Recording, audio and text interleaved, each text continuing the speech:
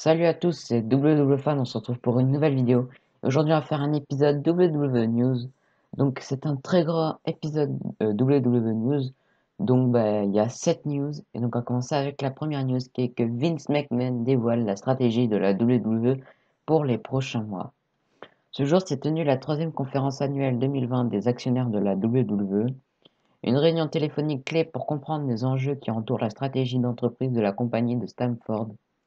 Animée par Vince McMahon himself, celle-ci a permis au grand patron de s'exprimer sur les différents changements qui ont eu lieu ces derniers mois au sein de l'organisation.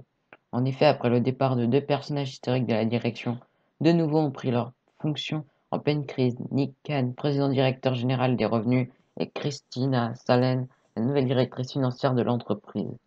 Louant leur qualité, il a aussi déclaré qu'il voyait au sein de l'entreprise un nouveau souffle empreint d'optimisme, en se disant confiant pour la suite avec cette nouvelle direction. Laissant la parole à Khan, celui-ci a annoncé la production pour Netflix d'un documentaire centré sur Vince McMahon. Plus de détails ici. Il a également épilogué sur les négociations en cours afin de produire du contenu WWE pour d'autres plateformes de streaming. À l'international, la WWE devrait proposer en 2021 un événement qui mettra principalement en vedette les superstars indiennes en développement. Stephanie McMahon, aussi présente au sein de la conférence, s'est félicitée de l'augmentation des audiences depuis le lancement du Thunderdome. Christina Salen s'est ensuite rejoint à détailler les revenus de la WWE sur le dernier trimestre. En bref, le nombre moyen d'abonnés payants au WWE Network est de 1,6 million, soit une augmentation de 6% par rapport à l'année dernière. Les revenus ont été de 261,6 millions de dollars, soit une augmentation de 19% représentant 35 millions de dollars par rapport à l'année dernière. Le bénéfice d'exploitation de la WWE était de 63,4 millions de dollars, soit une augmentation de 57 millions de dollars par rapport à l'année dernière. Le flux de trésorerie disponible est de 110,8 millions de dollars, soit une augmentation de 16,4 millions de dollars par rapport à l'année dernière. Les augmentations notables sont certainement dues aux nouveaux contrats de droits télé signés l'année passée. Salen a conclu que la WWE ferait le nécessaire pour reprendre les événements en direct et avec public dès que possible. Cette dernière intervention a permis l'ouverture des questions des actionnaires. Interrogé sur la possibilité d'augmenter les droits contractuels télévisés au vu des difficultés des codes d'écoute, Vince McMahon a rétorqué que malgré une baisse d'audience, il fallait prendre dans son ensemble l'audience générée par la WWE dans sa totalité, les réseaux sociaux de la compagnie en tête. Il s'est dit persuadé alors que la compagnie n'avait jamais eu autant de fans qu'aujourd'hui, tout en assurant travailler pour augmenter les audiences télévisées. Interrogé sur les projets visant le WWE Network, il apparaît que la fédération essaye de céder une partie de ses licences tout en gardant le service de streaming. Le but, vendre des projets produits pour le network à d'autres diffuseurs. Interrogé sur les mises à pied temporaires au sein de l'entreprise décidées pendant la crise du Covid-19, Salen estime que la majorité des employés seront de retour au travail d'ici la fin de l'année. Interrogé sur le contrat saoudien, la direction a botté en touche, préférant confirmer que le Thunderdome serait prolongé pendant le reste de l'année 2020, voire début 2021. Concernant la fin de location de l'Amway Center, Salen a indiqué que de nombreux lieux pourraient accueillir le dispositif. Interrogé sur le contrat de NXT avec USA Network, la direction s'est contentée d'applaudir le travail de Triple H sans donner plus de précisions.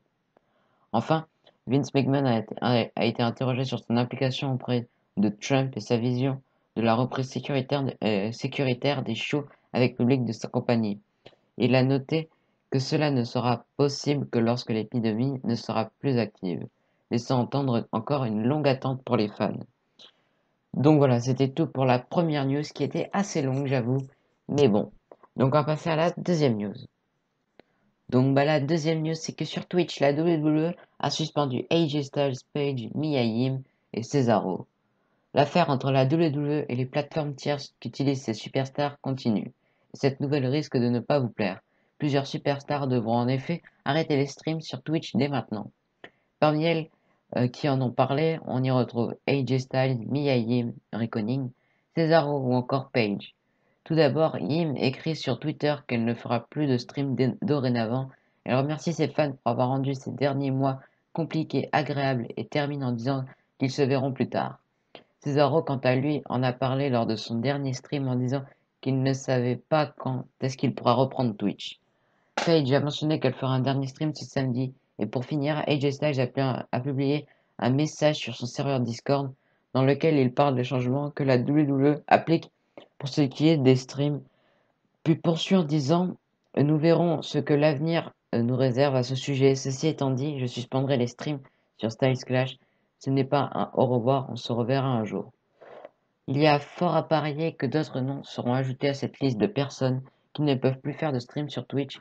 Pour le moment, on ne sait pas encore ce qu'a changé la WWE pour interdire ces talents de faire des lives qui en plus ne semblent pas savoir quand est-ce qu'ils pourront les reprendre. On aura probablement plus d'informations durant les prochains jours. Donc voilà, c'était tout pour la deuxième news. On va passer à la troisième news. Donc sur la troisième news, c'est un documentaire sur Vince McMahon qui arrive sur Netflix. Donc comme je vous l'avais dit sur la première news, Vince McMahon aura une série concentrée sur lui-même sur Netflix. La collaboration entre la WWE et Netflix continue. Après la série The Big Show Show et le film The Main Event, un documentaire vient bientôt sortir sur la plateforme de streaming. Ainsi, il a été annoncé durant la conférence sur les résultats financiers de la WWE lors du troisième trimestre de 2020 qu'un documentaire sur le patron de la WWE, Vince McMahon, arrive sur Netflix. D'après la WWE, ce sera l'un des documentaires de l'histoire de Netflix avec le plus de budget. WWE Studios produira ce documentaire qui sera en plusieurs parties et c'est Bill Simmons qui s'en occupe. La même personne qui était derrière celui sur Andrew the Giant, sorti sur HBO, est désormais disponible sur le WWE Network. Aucune date n'a encore été dévoilée pour la sortie de ce documentaire. Nous devons donc attendre encore un peu pour en savoir plus. Donc voilà, c'était tout pour la troisième news. On va passer à la quatrième news.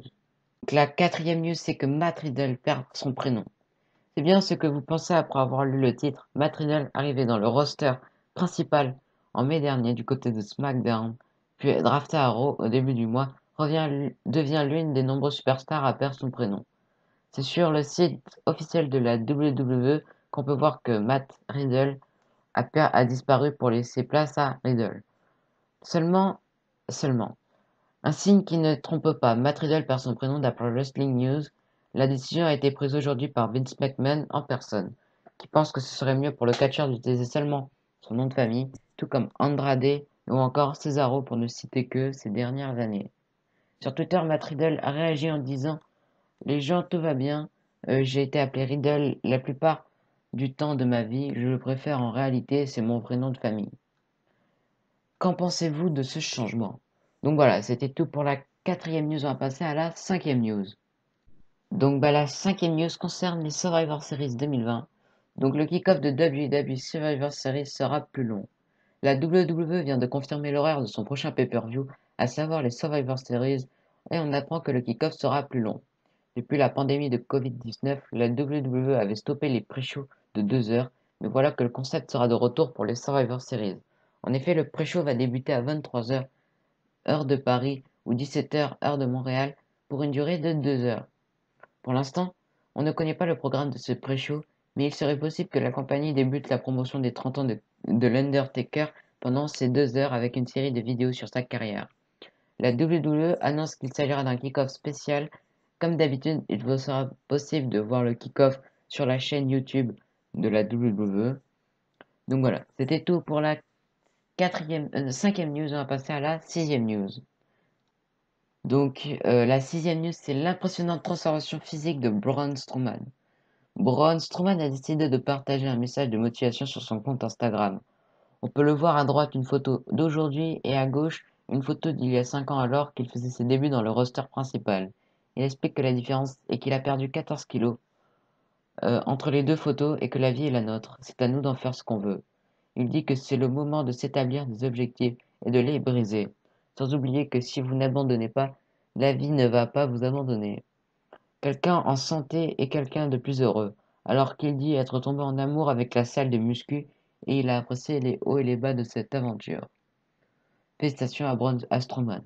Donc voilà, c'était tout pour la septième news. La sixième news, on va passer à la dernière news. Et donc la dernière news de cet épisode de WWE News, c'est qui était sous le masque de Scream à Halloween Havoc. Deux combats pendant NXT Halloween Havoc ont été victimes d'une intervention d'un individu sous le masque de Scream de Frisson au Québec. Il s'agit du match entre Johnny Gargano et Damien Priest et celui entre Candice LeRae et Io Shirai alors que le Scream a aidé les Gargano. Mais qui était sous ce masque? Tandis qu'il n'a jamais enlevé son déguisement tout le show, selon le Wrestling Observer, la WWE avait pour plan que cette personne soit la grande amie de la famille Gargano, Indy Hartwell. Mais malheureusement, cette dernière a été victime de la dernière éclosion de la Covid-19 au centre d'entraînement de la WWE, ce qui a forcé son retrait du show et de trouver un remplaçant. À l'heure actuelle, on ne sait pas qui était ce remplaçant et le Wrestling Observer ne sait pas si les officiels ont décidé de laisser cette personne masquée pour permettre de laisser la chance à Hartwell de dévoiler qu'il s'agissait d'elle lors de son retour. Nous en saurons plus prochainement, mais il est bien clair qu'il s'agit de quelqu'un qui aime bien la famille Gargano. Donc voilà, c'était tout pour cet épisode WWE News. Demain, je vous ferai les résultats de SmackDown et peut-être un épisode WWE News. Allez, c'était WWE Fan, abonnez-vous, lâchez des pouces bleus, des commentaires. Allez, bye.